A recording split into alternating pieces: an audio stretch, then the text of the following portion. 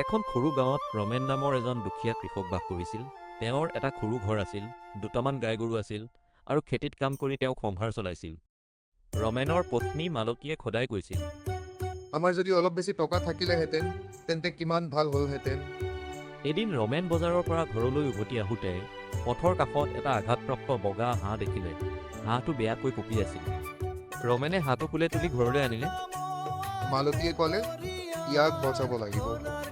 তেওঁলোকে হাঁহটোক যত্ন কৰি খোৱালে, পানী দিলে আৰু শুই থাকিবলৈ গৰম ঠাই দিলে। কেইদিনমান পিছত হাঁহটো সম্পূৰ্ণ সুস্থ হৈ উঠিল। পৰদিন ৰাতিপুৱা মালতীয়ে হাঁহটোৰ ওচৰত কিবা উজ্জ্বল বস্তু দেখিলে। ৰমেন, সোনকালে আহা। ৰমেনে দৌৰি আহি দেখিলে এটা চকচকে সোণালী ডিম। তেওঁলোকে ডিমটো বজাৰত বিক্ৰী কৰিলে আৰু বহুত টকা পালে। পিছদিনাও হাঁহটোৱে আন এটা সোণালী ডিম দিলে। এনে কৰি প্ৰতিদিনে এটা সোণৰ ডিম পাবলৈ ধৰিলে। ধীৰে ধীৰে ৰমেনৰ ঘৰটো সজাই উঠিল। নতুন কাপোৰ, ভাল খাদ্য, গাই গৰু, খেতিৰ সঁজুলি সকলো কিনিলে। কিন্তু ৰমেনৰ মনত লোভ জন্ম ল'লে। তেওঁ ভাবিলে, হাঁহটোৰ পেটৰ ভিতৰত নিশ্চয় বহুতো সোণৰ ডিম আছে। যদি মই এতিয়াই সকলো পাই যাওঁ। মালতীয়ে বাধা দিলে, লোভ নকৰিবা, প্ৰতিদিনে এটা ডিমেই যথেষ্ট। কিন্তু ৰমেনে কথা নুশুনিলে। এদিন তেওঁ চুৰি লৈ হাঁহটোক কাটিলে।